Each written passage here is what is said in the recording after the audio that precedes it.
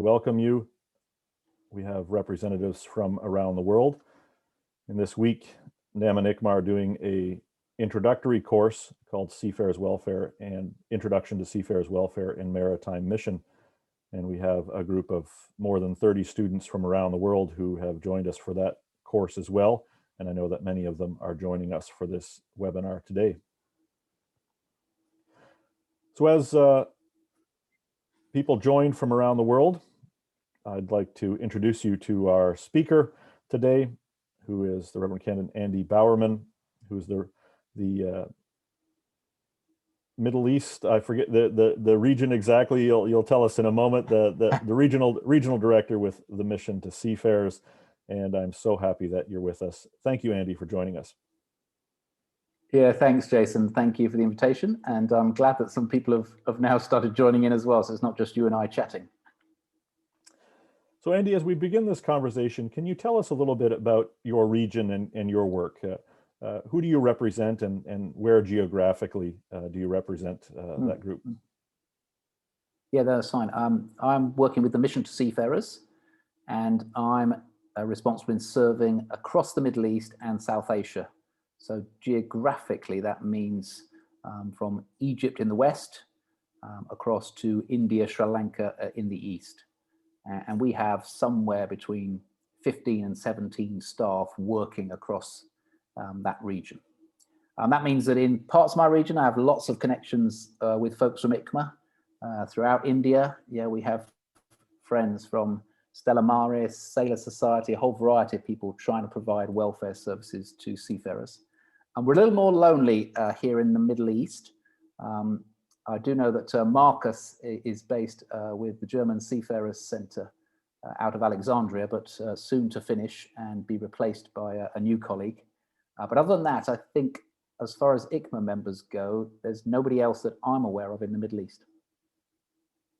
So where are you actually physically based right now? Well, I'm physically in Dubai, in the UAE, and here we are enjoying a comparatively relaxed life. We've been out of lockdown for possibly as much as 3 months. We're at 75% vaccination rate if you're happy to receive the Chinese vaccine. And life is pretty much back to normal within the work as well, in that ports are open. And I was just saying before the webinar began to Jason that I can move about the region, certainly the Middle East part, relatively easily. So tell us a little bit about the work of your region. What are some of the peculiarities of your region that make it perhaps different than the other regions in the Mission to Seafarers, but also within ICMA regions? What makes your work perhaps more challenging than others? Yeah, I mean, it's a good question. I obviously don't have deep insight into all of the other regions, but we here are a predominantly Islamic society. In that sense, we're quite conservative. It's perhaps a more challenging place for a Christian mission agency to place people, and that may be one of the reasons why there are so few ICMA partners, particularly in the Middle East.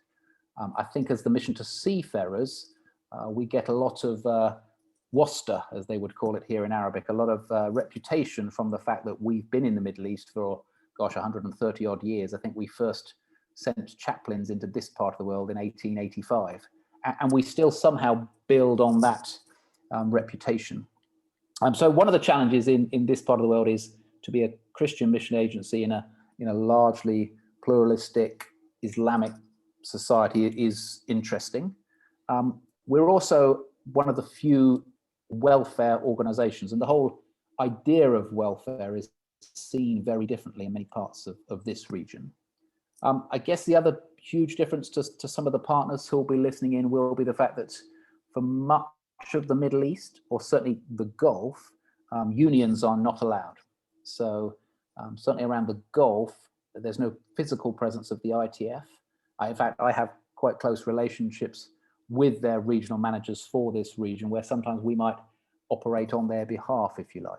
Now, that's quite different in places like Egypt, but certainly around the Gulf, unions are almost strictly forbidden, which is one of the reasons why the Gulf states will not ratify the Maritime Labour Convention. So a couple have come close over the years, but so far none of the Gulf states have ratified the Maritime Labour Convention. So you throw all those things into the mixing pot, and we're quite a different region. We therefore have a significant number of welfare and justice issues. So I have been based out here 2.5 years or just over, and we have a constant stream of seafarer abandonments, seafarers with issues regarding to their welfare and their well-being, or just their general treatment by companies. And there's no unions to support them. There's very few of us welfare agencies on the ground. So the work can be stretching as well as very demanding at times. Talk to us a bit more about some of those welfare cases. So it's not as if abandonments aren't known in the rest of the world. It's not as if there are no welfare justice cases, but why are there more in your region? And particularly, tell us a bit more about how they can be exacerbated or sort of made worse in your region. And tell us a few stories. Yeah, well, I have plenty of stories, so I hope people are sitting comfortably in my part of the world with a cup of coffee in their hand and maybe a piece of cake and something else in other parts, depending on the time of day. I mean, my first introduction to abandonments was a garbled WhatsApp voice message on my phone, probably about 3 weeks after I'd arrived in the UAE 2.5 years or so ago, from an Indian seafarer who appeared to be saying on the message that him and his crew had been stuck at the anchorage off of Sharjah in the UAE for 17 months. And that during this time they had not been paid and they had barely been sent any provisions. And one of their anchors had broken and the other was in danger of doing the same. Now, I'm quite new into the maritime sector, at that time very new. So it took me a few listens to really understand what this seafarer was saying. Sure enough, we went to visit within a matter of days, and he and his other 10 crew members were floating, I think they were actually 11.5 miles offshore on a fully laden vessel, laden with rubble and boulders, and they had been floating in the same place for just over 17 months. I'd never seen conditions quite like it. It was one of the first ships I'd visited. It was the first ship I'd visited at anchor. And to see the rust, the conditions that people were living in, if you can imagine, you're living in the same clothes for more than 1.5 years. You've eked out an existence on rice and dal and fish that you can catch, the bare minimum of food that is sent to you. And for some reason, you've taken a long time to communicate your abandonment. So it was an epiphany for me, really, as to one, the depth of despair that people can go into, but also the fact that for some reason, and I'm still pondering this, it can sometimes take an inordinately long time for people to make an official complaint that they've been left stranded. This particular crew on the MV Azrik Moya became quite good friends of mine, sadly, because it took another 9 to 10 months to get them from the anchorage to being paid a measure of what they were owed and being sent home. And Captain Ayapan, who was the captain who sent that message to me all those months ago, has become a very good friend. And he has a particular story that maybe we'll come on to later, because I met up with him again recently, 18 months after he'd been repatriated, because he's now back serving as a master in the Gulf again, which in itself is a story to be told. But for me, it's the personal, the human touch of the story. On board that ship, 3 people missed the births of children, 2 people missed the death of parents. 1 person sadly got divorced or found out that his wife had decided to divorce him. Those kind of human elements are things that often people miss when they just hear 11 seafarers abandoned at the anchorage. But also the living in those confined conditions with no end date, it left me often reflecting that this is somehow worse than a prison sentence. If you get a prison sentence, normally you've done something wrong, and we could argue the case that sometimes people are miscarriages of justice mean people end up in prison. But you know how long you're going to stay there. You're probably fed 2 or 3 times a day, and you know when you're going to get some exercise. These men had none of that knowledge. They were just floating, waiting for somebody somehow to help them. And I guess, sorry, you interject, Jason, because I said I could just go on forever. Could you break it down for us? How do abandonments happen, and then eventually how do they get resolved? Why are they happening in your area more than other places? So technically, a crew is abandoned according to the Maritime Labour Convention if they're not paid, they're not provided with provisions, or they're not communicated with by their owner or the owner's representative for a period of 2 months or more.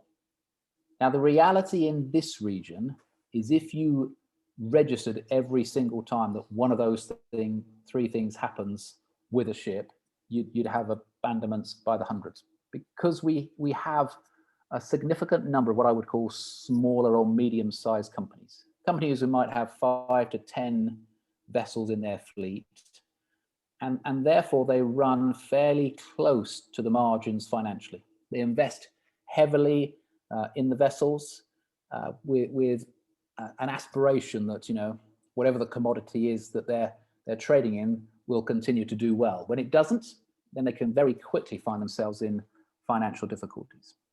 And that was the case with the Azraq Moya. They were with a company that had a fleet of 9 vessels. 7 were abandoned, we eventually discovered. And it was all about cash flow and financial problems. They had nothing, no assets other than the ships, which were mortgaged beyond what they were worth now. And so the company basically said, well, we'll just leave them and hope that somebody at some point will kind of sort it out on our behalf. Why particularly in this region? Well, 1, because we have those small and medium-sized companies. 2, of course, we don't have the same international ability to prosecute or to press the authorities. We haven't ratified the Maritime Labour Convention. There are maritime laws here throughout the Gulf, but on the whole, as far as I understand it, they have a bias towards other creditors other than the seafarer. So there would be a bias within the courts towards ensuring that the port fees are all paid, that mortgage fees or bank are all paid off before we ensure that the seafarers are looked after. I guess it would also be true that majority of the time the seafarers we're working with know they're working with a company who might not be the best. And that's possibly because they, as seafarers themselves, don't always have the necessary paperwork or qualifications. Or if they do, they probably weren't top of the class. So they've been desperate to seek employment themselves. So they've probably taken a contract that they know had a measure of risk. But as all those sort of joining here will know, Dubai is coated with gold. And therefore they assume that they will be one of the lucky ones for whom it will all work out. And this will be the contract that sees them flourish in the maritime world. So when things are worked out, walk us through how they're worked out, and then how do you get involved in these situations?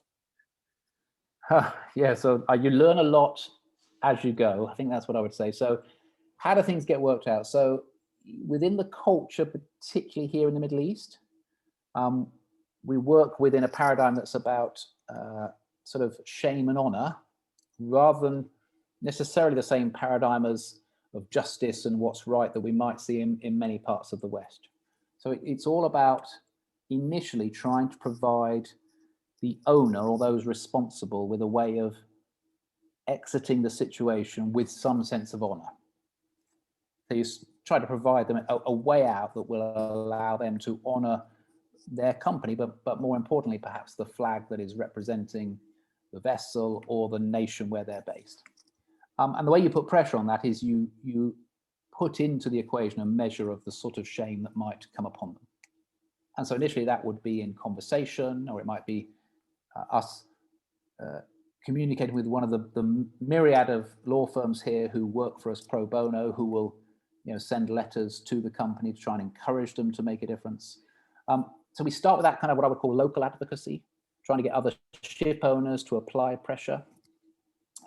If that local advocacy doesn't seem to get any movement, and in my experience so far, it often doesn't get very much movement, we then look a bit more regionally.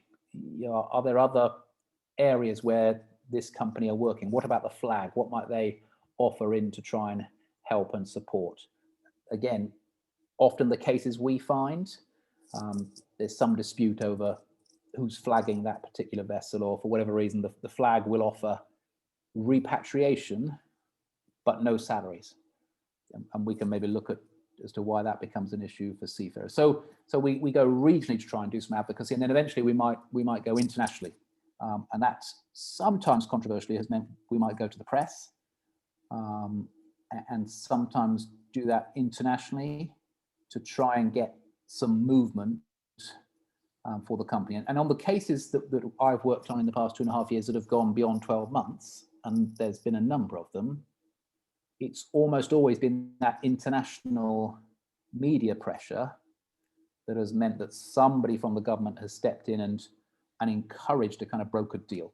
So in the case of the Azraq Moya, what happened was a local firm were encouraged to buy the 6 ships in the fleet, or the 7 ships in the fleet, even though I don't think they needed them, so that the honor of the nation could be maintained and the situation resolved. Now, some people in the rest of the world might wonder, why is it controversial to go to the press? I mean, in many other countries, when there's a problem in seafarers' welfare, going to the press is a great idea. It brings some publicity. It's helpful. Why would that be controversial? Help us understand in your context, why is going to the press sometimes unhelpful? So we've been here in the UAE since 1962, the Mission to Seafarers, which probably makes us the longest international charity in the country. So that brings us a lot of this WASTA, this reputation, this connection, particularly as we were first invited by the royal family. But because of that culture where it's about shame and honor, there is always the risk that if you are seen to bring shame upon the nation or upon the region, you might be asked to leave. And we are only ever given residency here for 2 or 3 years. That's the individuals, but also the company has to re-register every 2 or 3 years. So the risk of pushing too many things that are critical into the international press is that eventually the authorities say, well, thank you for all you've done serving us here. We'd now prefer you to go and do that from somewhere else. And it's a fine line, and it's a line where you don't necessarily know where the boundaries are. So I think at periods in our time here, we've been relatively quiet. In other periods, we've sought to make ourselves more aware or louder for people to hear the sort of stories that are going on. I guess my take has been, keep nudging and nudging and nudging until somebody sort of gives us a clue that perhaps we've gone far enough. And the joy of us being well connected with senior people here is what I've experienced is that somebody will actually invite me for a cup of coffee or a meal and just politely say, you know, perhaps now you've gone far enough with that story. How can we resolve it? I'd like to continue to ask some questions. It's fascinating, but I also note that there's lots of folks listening to us. If anyone else has a question for Andy, please do put it in the question and answer box or in the chat box, and I'll be happy to ask it. We have enough time to continue to chat. So if you do have a question, put it in the chat box, and I'd be happy to ask it to Andy. Andy, if you could tell us some success stories. So if you were faced with this human drama, it's overwhelming, many cases. How do you even begin to try to make a difference when the odds are stacked against you, when the size of the problem is much greater than a small team at the mission?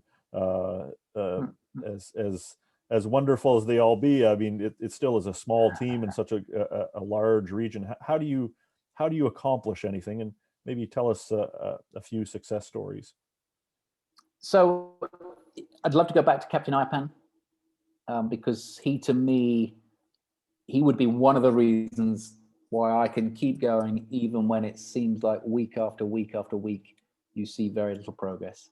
Because I still have a copy of that initial desperate voice message.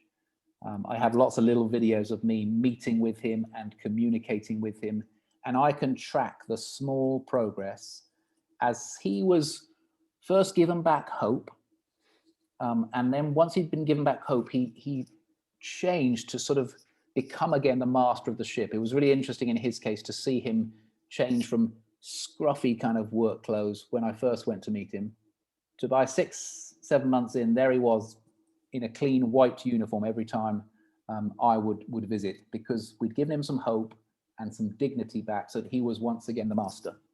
I think there's a wonderful picture which I'll send to you and you can put onto the website of the moment when, after 27 months away from home, he returned and saw his daughter for the first time in, 2.5 years. She was 18 months, 19 months old when he left. So to see a 4-year-old run up to her father and to embrace him, and there's a wonderful photo with him embracing his daughter, who's not quite sure whether dad should kiss her, and his wife is there beaming. On a bad day, I look at that picture and I say, that's what it's worth. And then I can multiply that by just going through the list and saying, well, in the 2.5 years, well over 100 seafarers, with sometimes very small input from us, sometimes maybe bigger input for us, have returned to their families. And that can only be a good thing. But also, I love the fact that, and this is where your members are fantastic, I love the fact that we can support the seafarers and their families, even when they're floating 10, 11 miles offshore. So the joy of working with the Azraq Moya was, well, the 7 or 8 crew who are Indian, well, teams from across the ICMA family were able to support their families back in India. I found a church group in Ethiopia who managed to support the family of the Ethiopian seafarer who was on board. There's that sense that the family comes together and says, you are worth something. I often say to seafarers, you might be abandoned, but you're not forgotten. And my job is to make sure that your name or your names are remembered by people. So all of those successes help. And that's why, for me, I still maintain contact, particularly with perhaps the key 2 or 3 people from each of the abandonments who, once a month or so, will exchange a few messages and find out how people are. That's why, 2 weeks ago, I was on board with Captain Ayapan again as he joined a new Indian company and was once again sailing around the Gulf in his pressed white uniform, proudly the master of his ship. A question that's come in relates to a thing that I was talking with the students in the ICMA-NAMA course this morning, is about partnerships and how partnerships can often be very delicate and difficult. It has to do with personalities, but also some objective issues. Now, the mission to seafarers is historically a Christian mission, and you're working in, as you were saying, in majority Islamic cultures. How does that partnership happen? And also, even within the mission to seafarers, when in the personnel that you have, how do you balance those the religious differences, but also working with non-religious groups? How does that balancing act happen in your region? It's a good question. In my team across the region, we have those who would describe themselves as Christians, and we have 1 or 2 who would describe themselves as Muslims. And in fact, our Muslim center manager from Jordan has been an absolute driving force to pushing us to open in some of the more difficult places. So pushing us to reopen in Egypt because of the needs that he sees and hears about, pushing us to explore potential and possibilities in the Kingdom of Saudi Arabia. But also in the conversations in the team, he's often the one who's pushing us to dig deeper into what it means to be a Christian mission agency. He's not the one saying, well, don't talk about those things that motivate you or drive you. You absolutely should explore and discover and talk about those things.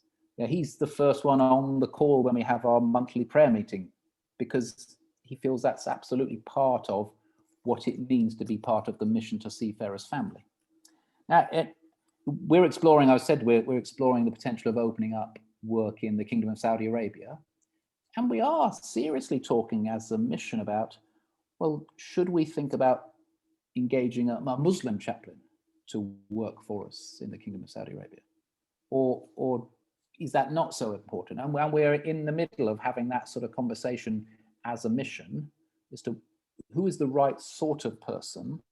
And I think that's the key. Who's the right sort of person to have in a particular place? And I would say the same with partnerships. You've got to partner with the right people in the right place. So in some places, for us as the Mission to Seafarers, that's partnering with a local parish church. But in other places, it might be, partnering with a particular organization who are strong in a particular port and can really see the reality of the welfare needs in a particular place. It could be working with a big shipping company. We've been in conversations with a large shipping company from Saudi Arabia and talking about what it means for us to work in partnership together. In that case, it's led to an interesting conversation about the variety of different Arabic words there are for mission, and coming up with the right word that somehow is true to who we are, but also represents something of what we do. And in the end, the word we use, the word which could also be translated as gift or present.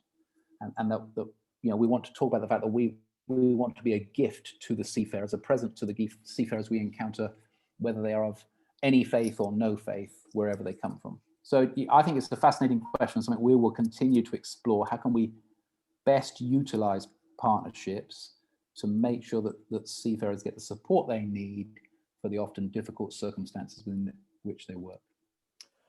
A question that often is asked that it is a historical reality that many of the ICMA organizations stretching back into the beginning of the 19th century come out of Christian roots. That all of these different organizations, whether Mission to Seafarers or Stella Maris or Sailor Society or the Seamen's churches and different Nordic Seamen's churches, etc., have these Christian roots. Are there any comparable organizations in the Muslim world of seafarers welfare organizations? If not, why not?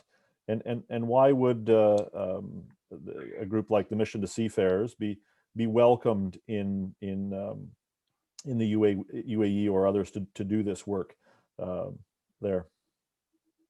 Yeah, I mean, it's a good question, and I would preface any answer I give by saying I am not an Islamic expert, but I did live for a number of years in Pakistan, worked in Afghanistan, so I have some experience of the Islamic world. I think, firstly, that the concept of charity is somehow different. So you talked about a lot of, the ICMA original members coming out of kind of this sort of groundswell of church charity from the Victorian era in the UK and beyond. The way of charity is different. Doesn't mean one is better than the other, it's just different within Islam. So I think there wasn't that same growth of charities historically. It was much more about you give your charitable resources and then somebody decides how that should be used or how it's best to be used. I have not come across in the Middle East a charity which is Islamic and specifically for seafarers, but in Egypt, for instance, where unions are strong, I did come across when I was there recently, mosques and groups giving their Ramadan offerings to the unions to provide welfare for seafarers. So there was just a different mechanism for making that happen, and it was all about giving your offering and allowing them to work out how best to use it. I don't know if that attempts to sort of try and articulate something of the differences. Thank you for that. Indeed, it's digging more deeply into this would be perhaps a session all by itself. I remind everyone again, if you have a question or a comment, please do put them into the chat box or the question and answer box. That's very useful to have those questions there.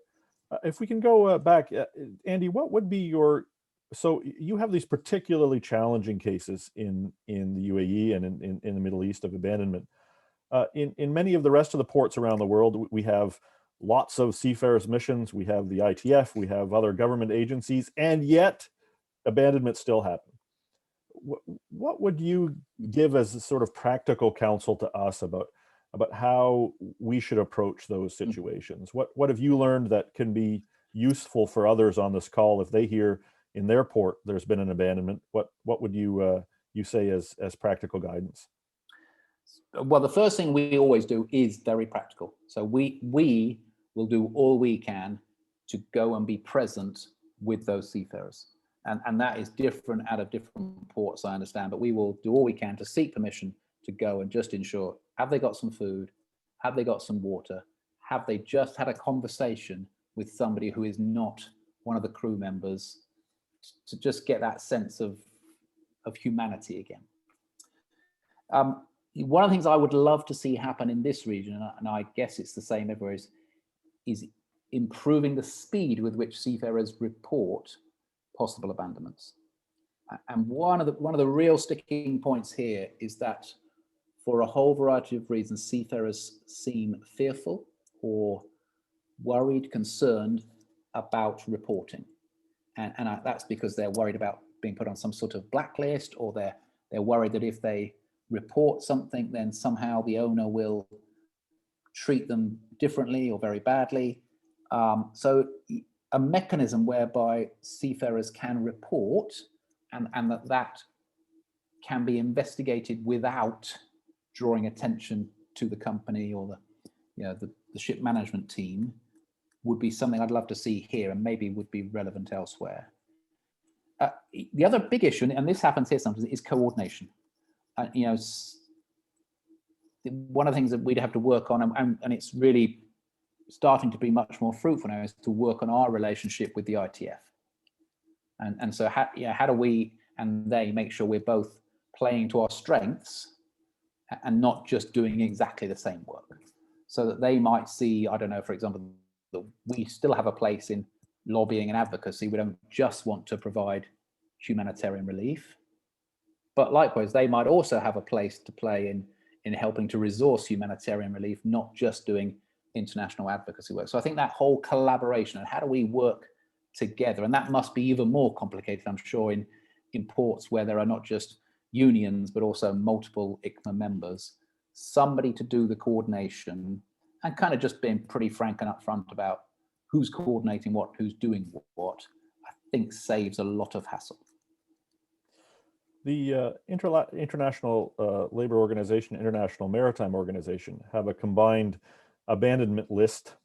And I'm wondering whether that list, what is your sort of experience of that list, and how could that list be useful, be improved from your perspective, and how should it be used? Yeah, so as it happens, I was looking at the list today, having a conversation with somebody, can't remember who. I mean, the list obviously has its uses. From my perspective, it's incredibly out of date. So, I just scanned down the list and there are hundreds of ships on the list. Well, at least 25 of them from this region were resolved at least 12 months ago. And yet they're still on the list. Sometimes they say resolved, but sometimes they say disputed. So it seems to me that list needs to become much more dynamic. And somebody needs to be managing, it can't be beyond the wit of people for somebody to actually, once a week, once a month, to actually be checking these and taking them off or updating them. So they don't also seem to be very quickly updated. So in that sense, the list can become almost irrelevant, because what I do get is journalists will phone me saying, oh, I see there's X hundred of ships on the abandonment register. And I'll say, well, if you look at it again, all those ones that say resolved in green, you have to discount those. So somebody just keep track of it and keep it updated, I think would be excellent. One of the listeners in the chat box said, in my point of view, it's a crime leaving a seafarer in a helpless situation. Is there no international legislation that can bring a ship owner to some international court to be tried? I'm sure there is. And I absolutely agree. It's a crime, it's inhuman. And I think that is One of the techniques I will use with ship owners is to try and rehumanize the seafarer.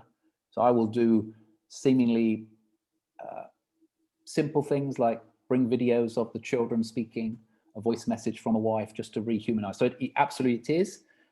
I've already learned here that that isn't happening around the Gulf, possibly around the Middle East. That, you know, a ship owner from this region is not about to be taken to an international court. What we are pressing for, and one of the ways we want to try and bring honor, would be to say, you know, I know, for instance, in the UAE, they're working really hard at making their maritime legislation more suitable for the 21st century and with more of a bias towards the seafarer.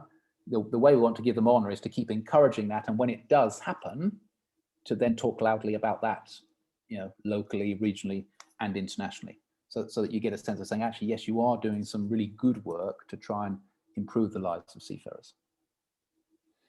One of our listeners said that she has experience with an abandoned ship, and we had a translator coming in, so they were spoken to in their own language, and suddenly they opened up about the situation.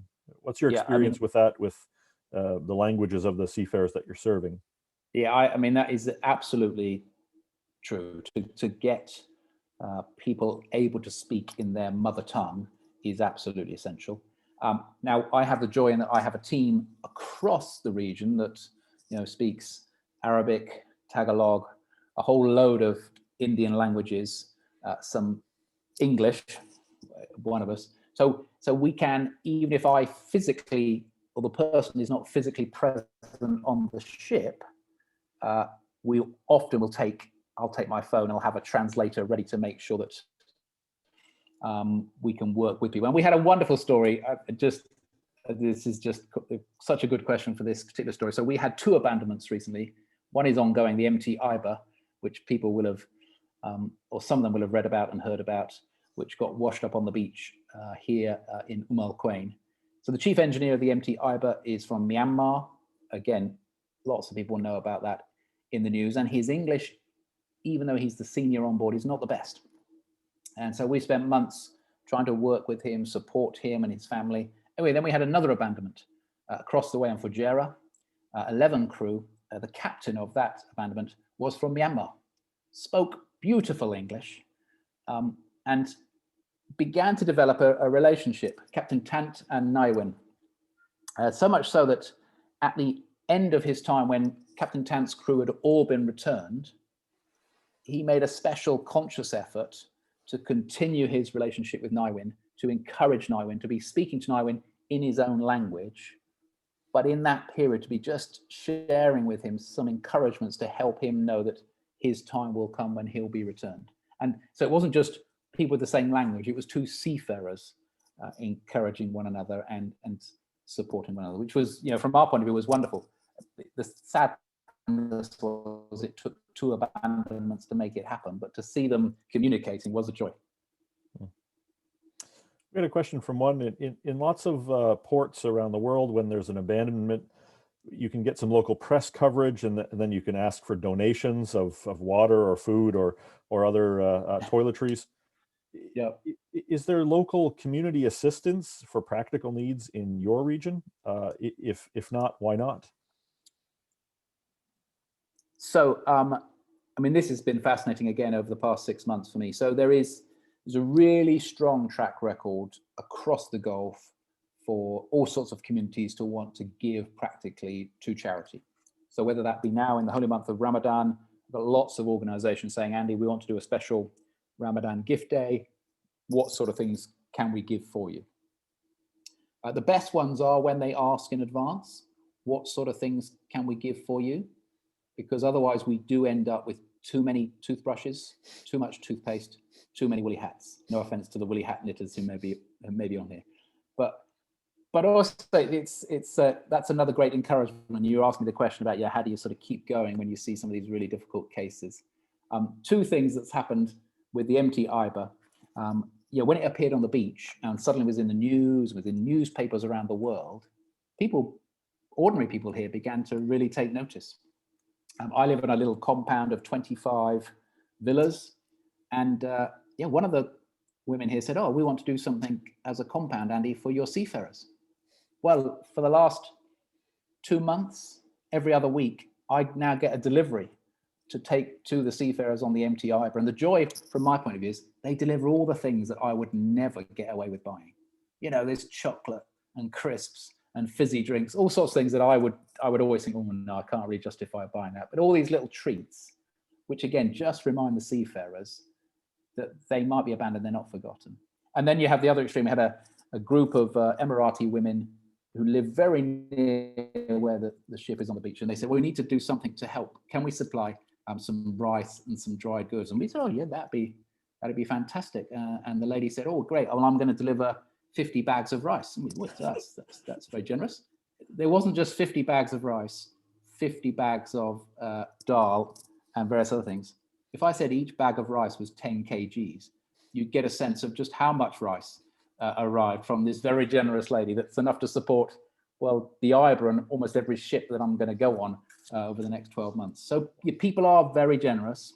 If I was just nudge them, sometimes it's just to ask us what would be useful first, because we can have too much of the same thing. And I had to tell my neighbors, they're not listening, beer wasn't allowed. So I did have to keep sending back trays of beer that they kept sending to me to take to seafarers. Since last March, we have all experienced the COVID-19 pandemic. How has COVID-19 made seafarer abandonment worse, or just prolonged it, or are there more abandonments? Any perspective on that? So I have a perspective. And we do have some statistics to support it. I would say COVID has exacerbated abandonments rather than necessarily increased. So I think the numbers on the ILO list have gone up. The numbers of welfare issues in my region has definitely gone up. You know, we would normally run a caseload of, I don't know, 50 or 60 different justice issues. We're regularly now at 150 or so different justice issues. So they're not all abandonments, but so there's definitely been an exponential growth in seafarers complaining or in need of some support. My concern, and this is a genuine concern, is that with the constant, we're now in third wave, so many of us. You look at some of the big seafaring nations going back into very significant lockdowns, India, the Philippines. I think issues are going to continue to confront us, certainly for the foreseeable future. I only have to look at marine traffic to see the numbers of ships that are beginning to build up at the anchorages around the UAE, for example. Now, I don't think they're all waiting for cargo or the next contract. Some of them will be there because even though they may not know it yet, they've been abandoned by their companies. So I expect things to get worse before they get better. But I think the more we highlight it, the more that it becomes something which more people know about. I've been in some senses really, it's been good to be able to make the most of some of the opportunities that shipping and the maritime sector being center of the news has brought for us over the past few months. Even if they're really difficult situations for those at the heart of them, they have really raised the profile. So how do we use that to the maximum to ensure that going forward, seafarers are not treated in the same way, or the minority of seafarers are not treated in that way? And I should say, just so people don't feel like I'm only doing seafarer abandonments, we do visit here in the UAE thousands of ships every year, most of which have really happy seafarers being treated really well, who are delighted, at least to my face, to receive a toothbrush, toothpaste, and a hat. It isn't every day that I'm just visiting all of these crisis cases. In your region has been at the forefront of the news as a ship got lodged in the Suez Canal back at the beginning of March, the Ever Given. You're perhaps closer than any of the rest of us to the Ever Given, and have perhaps more of an insight. Can you help us understand what's the current situation of the Ever Given? And we're talking about seafarers' abandonment, but now we have these seafarers who might be stuck on board for a long time. It's certainly not an abandonment, but it is long-term being stuck on a ship. What insight can you give to help us understand what's happening with the seafarers on the Ever Given? Yeah. So very providentially, we reopened our work in Egypt just about the same time as the Ever Given ran aground in the Suez Canal. So we had just trained 2 chaplains, one to be based in Alexandria, one to be based in Port Said. And about 10 days ago, 2 weeks ago, I was in Egypt for the commissioning service for them with the Archbishop of Alexandria. I say providentially because that was the moment when there was lots of conversations about would it be appropriate for some sort of welfare visit to the ship. It was great that the ITF managed to get some union representatives on board the ship. And we've not made a huge thing about this with publicity, and I say it hoping that panelists will respect that it's still relatively confidential. I don't think it's completely unknown, but I was able to go on board the Ever Given and meet with a number of the crew. I think what I would say is the crew are probably how most people on this call would expect them to be if they've got any understanding of traumatic situations or the reality of what it's like to be an isolated seafarer in the middle of a, well, maybe not a physical storm, but a virtual storm. So, I went on and they had already been in the middle of this storm by that stage for 6-7 weeks with no actual sign that the storm was going to end. I think I said in one of the reports I wrote that they may have been becalmed in the Great Bitter Lake, but definitely all around them it was not calm.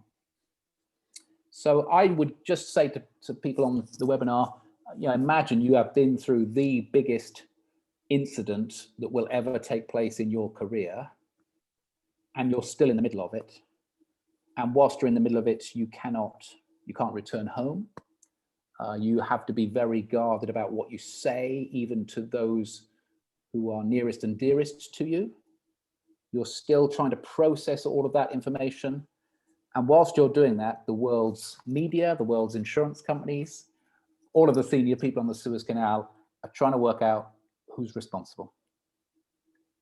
And you see numbers like $900 billion and $900 million.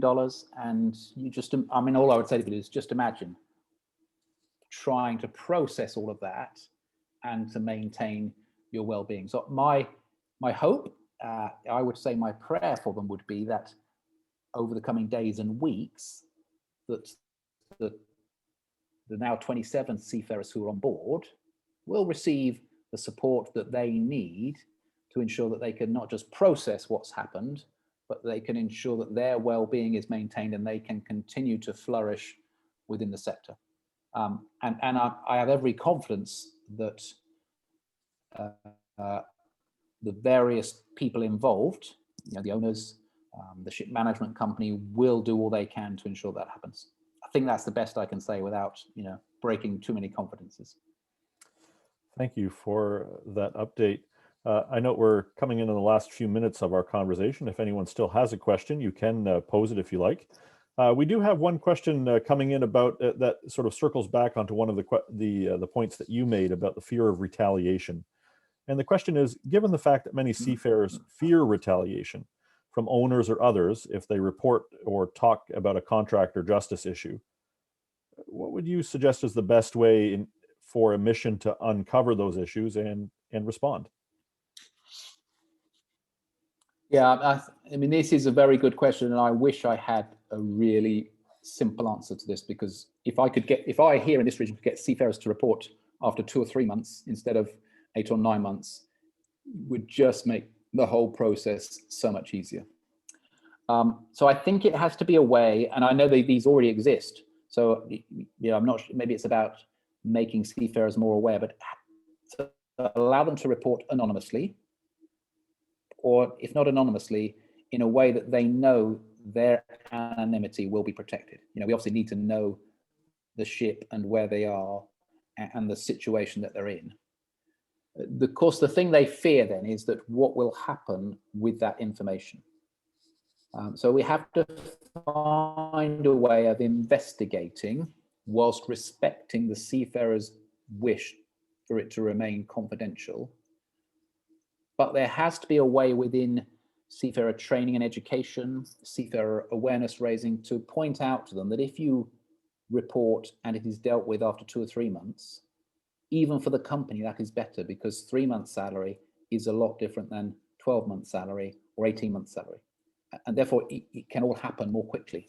I know a few people, and I would agree with this sort of idea, that if there was some sort of pool of resource or money that would allow people to repatriate the seafarers quickly, almost with only, maybe even a little investigation, and then there is finances to help solve the ongoing issue once the seafarers have been repatriated, perhaps something like that. I think in my region, this is the thing we have to crack. And I'll just give you one example, which I'm still kind of grappling with. We yesterday had potentially 50 plus seafarers reporting unpaid wages for 8 months, 6 to 8 months on a variety of vessels. One of those vessels, myself and my team have visited 4 times over the past 8 months. We have sat and had tea on the gangway with some of those seafarers, and not once did they ever mention that there might be an issue. So I'm left pondering, what could we have said? Were we not open enough? What other technique can we, and I'm open for panelists, if not panelists, for those on the webinar to make suggestions. How else can we allow them to say something, protecting their anonymity, but also somehow processing what they've said? I haven't got an answer, man, but it is something which I am vexed about even this evening, because I know that tomorrow I need to go and visit that ship again and speak to the various masters and say, I need your permission, but if what you're telling me is true, we have to report this, because otherwise you're going to find yourself here for a long time and in a much worse situation. Well, Andy, thank you so very much for your time on this call. You've given us a lot to think about, and some real stories from real seafarers who are in really challenging situations. Thank you for answering all the questions that were sent in by those listening. Thanks to everyone for listening from all 4 corners of the earth, I believe. And we're grateful to hear more about your work, and we wish you all blessing in going forward in your work. And thank you. Thank you. It's been a pleasure to be here. I haven't been able to see everybody else, so I'm sure there are people there. It's not just you and I chatting, which does look like at certain times. There are more than 40 people listening in from all around the world. So thank you to everyone who's listening. And greetings to all of them, and thank you for joining. And there will be more who listen in after this. Thank you, Andy. Have a wonderful rest of your day, and thank you to everyone for listening. And for those who are in the Introduction to Maritime Ministry and Seafarers Welfare and Maritime Ministry course, you'll be learning more about Seafarers Advocacy tomorrow, including reviewing the Maritime Labor Convention. Thank you, everyone. Have a wonderful day. Thank you. Take care.